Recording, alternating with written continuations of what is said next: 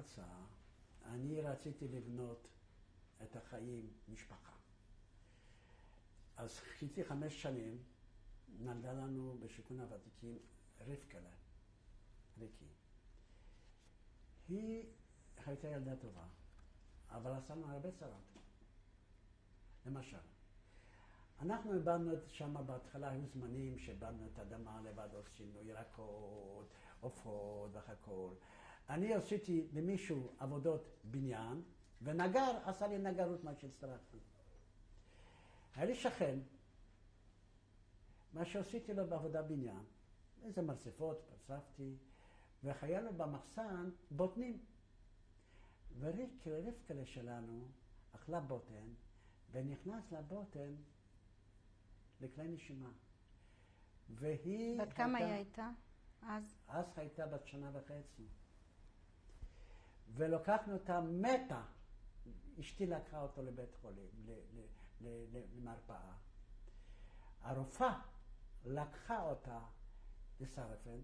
בסרפנד לקחו אותה לחדסה, לבלפור, ואני לא ידעתי. אני נשארתי, ואשתי הייתה בחודש 7, 8, 9, אני לא זוכר בדיוק, בחודשים הגדולים עם מרים עליה, עם מירי. ואני השארתי את אבי בבית עם שכנה, ואני הלכתי לחפש עם אופניים לסרפנד, אמרו שהיא נסעה, לקחו אותה לבלפור, לתל אביב. הגעתי לבלפור, זה היה כבר שעה 10, 11, היא נמצאת בחדר ניתוח. מה היה? שם היה עוד ילד אחד, מה שאכל שוקולד עם בוטן, וגם נכנס לו. הוא הילד של אלוף אחת, והוא הביא איזה פרופסור מרקוביץ' קוראים לו, הוא לא חי. הוא לא בא בשביל הילד שלי, והוא ניתח את הילד, אז אמרו לו שיש פה ילדה אחת, מה שיש לו, מה תביא את הילדה גם כן. והוא לא יכול להוציא את זה, הוא שם את זה במקום שלא יפריע לה. והילד הזה נפטר, והיא נשארה, אבל אסור היה לבוא לידה. והיא הייתה אז, עלה לי כל יום 8 לירות. במשך 24 שעות זה 24 לירות, מה שאני הרווחתי סך הכל בחודש 60 לירות. לקחתי הלוואות פה ושם, אחר כך פגשתי רופא אחת מפולניה, מלוד, דוקטור ז'קלינסקי. אני שוכר את השמות שלו. אומר, אל תחזיק את הילדה פה. אתם מביאים בננות, ילדה לא אוכלת. תיקח אותה הביתה, תחזיק אותה הביתה. הבוטן נמצאת במקום הזה, רק תשגיחו שהיא עושה את התצרכים, או יקבל קוקלוש, איך אומרים בעברית קוקלוש? שואלת. כן. והיא ישנה כמו קטר. עד גיל מסוים, פתאום קיבלה שואלת, והיא הוציאה, והבוטן הזה יצא. השתעלה וזה... השתעלה בוטן ירוק. מזלה שזה היה זכר, לא נקבה, לא עם הראש. ובאנו לדוקטור שלינסקי לחדש, אומרת לי, זה אחרי הכל. היא עוד אישה. אך היום היא דוקטור אדריכל, גרה ברומא, למדה בפרנצה, הייתה בצבא, חיילת, והייתה שרה גם כן בבית ספר. זה היה עושה ריקי. אבי הגדול, הוא ילד מוכשר, הטוב, אבל נשאר אצלו הפחד עוד מאצלנו. אנחנו פשוט, בגרמניה עוד, פחדנו, אל תעשה את זה ככה, אל תעשה את זה ככה, אל תעשה את זה ככה, אל תעשה שמה. זה היה הפחד הזה. מרים, אז בנינו משפחה. הם התחתנו? כן, התחתנו, יש להם ילדים, הולך להם טוב, הכל טוב ויפה. מה השמות של הנכדים? הנכדה הגדולה זה תמר, מה שגמרה צבא. זה של אבי, של אבי. של אבי, ורועי, הוא גם של אבי, גמר צבא, הוא נמצא באילת, עובד. של ריקי, קוראים לה דפנה, מה שנמצא ברומא. של מירי, נמצא בירושלים, אחת, הגר, מה שהיא מדריכה חיילים, ובבוקר צועקת, אני הולך תחתונים בשעה 5. ואומרתי, חגר, אתה לא צוחקת, לימדו אותי לא לצחוק. ואדם, הוא בן 17, עשה רישיון כבר, הוא צריך לבוא עוד מעט. לא היום, אבל הוא בא, והוא גומר השנה, הוא תלמיד מצטיין, ילד הוא בסדר גמור, ובשנה הבאה לצבא. בניתי לי משפחה, ויש לי אישה מאוד טובה. ועכשיו, 50 שנה אחרי המלחמה, מה אתה רוצה שאנחנו נלמד, הילדים שלך, אנחנו, העולם, מה אתה רוצה שנלמד ממה שעברת? אני פונה לכל הנוער בארץ, שחסר לנו אחוות מולדת, חסר לנו. מה שהייתי עכשיו בפולניה וראיתי איך אנחנו נראים, את הבית הקרות נראה הכל, אין אחוות מולדת. ויש לי בקשה גדולה לכל עם ישראל, תשמרו על מולדת. אם היה לנו מולדת אז, לא הייתה שואה, ואם הייתה שואה, לא היו נהרגים 6 מיליון. אבל בעצם לא נהרגו, לא שחטו 6 מיליון, שחטו 30 מיליון. אם תעשי חשבון, אני נשארתי לבד מכל המשפחה, כמה יצאו ממני? בשביל 6 מיליון, אז פי 6. זה לא 6 מיליון, זה 36 מיליון חרגו. גם כמה פרופסורים ומדענים, ואיזה נוער, ואיזה יהודים. ואם הייתה מדינת ישראל, לא היה קורה. אז יש לי בקשה, תשמרו עליה. ועוד משהו, שקצת תהיה אחווה בין היהודים. זה אני מבקש. תודה רבה. וואו. זה אמא ואבא. צילמו את זה ב-36 בלוץ' ברחוב. ואבא תמיד היה קונה, תראה בידיים, הוא מחזיק תמיד היה בביתה, עם פקלה.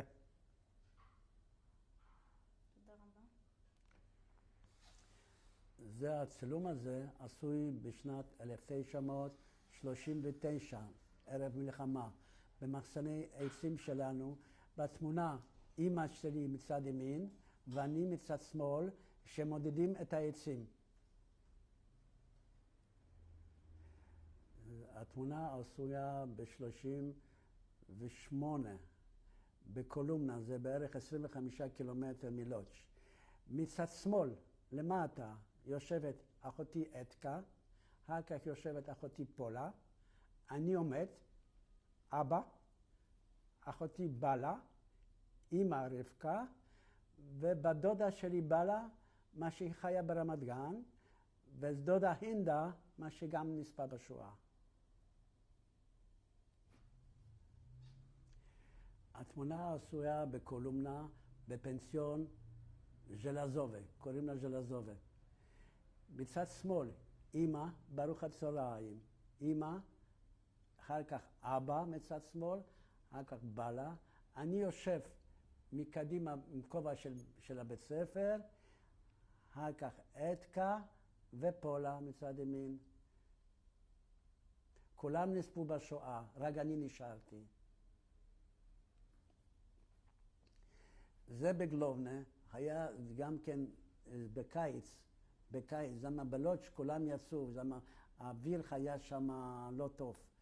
אז ככה, מצד שמאל למטה עם הכדור, בלה, אחרי זה עומדת אתקה, מה שמנגנת, אמא עומדת מצד שמאל, אבא מצד ימין, אני על האופניים, ופולה על המנדולינה מצד ימין.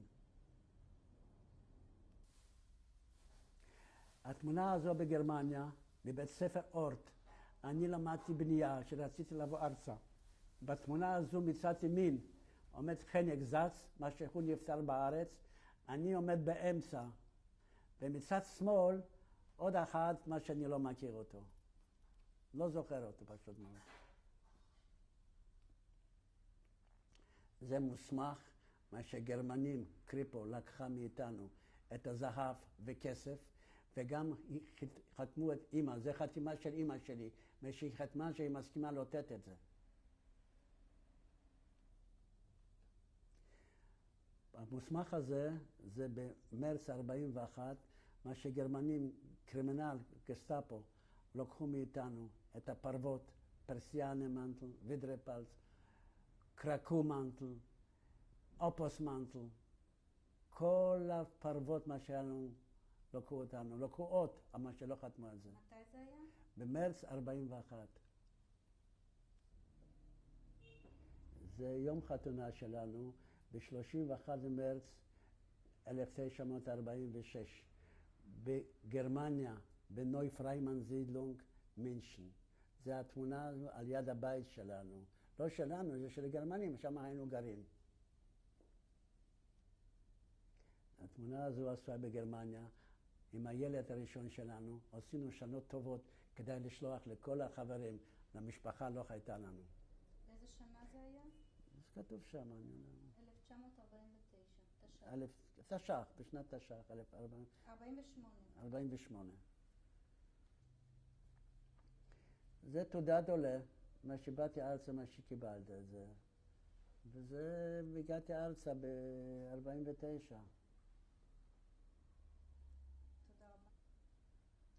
זה הדודה מינדלה, אחות הכי קטנה של אימא שלי, מה שהיא לפני מלחמה נסעה לפריז, דרכה מצאתי את כל התמונות. מצד שמאל, בדודה שלי, שושנה מרנץ, מה שהיא נפטרה בארץ, היא עלתה ארצה ב-35 או 6. ומצד ימין אני בירושלים בטיול. התמונה הזו עשויה באבן זה, איפה אבא שלי שוכב, זה קבר אחים. התמונה צילמה על ידי בן שלי, מה שחיה שמה. וזה מה שנשאר מאבא שלי.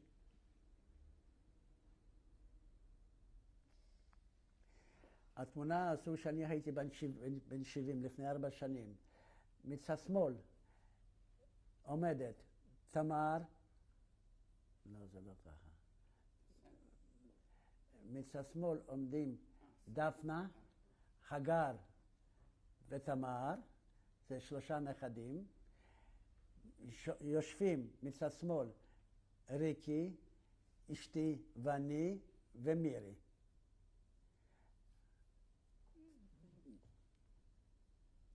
התמונה עשויה לפני 4 שנים שאני הייתי בן 70. יושבים מצד שמאל רועי, בן של אבי, אשתי ואני, אדם, בן של מירי, ולמעלה עומד בן שלי, אבי. זה רשימה מהסבא שלי ואני ואמא שלי וכל המשפחה, זה ילדים שלי ונכדים שלי. מתי נולדו,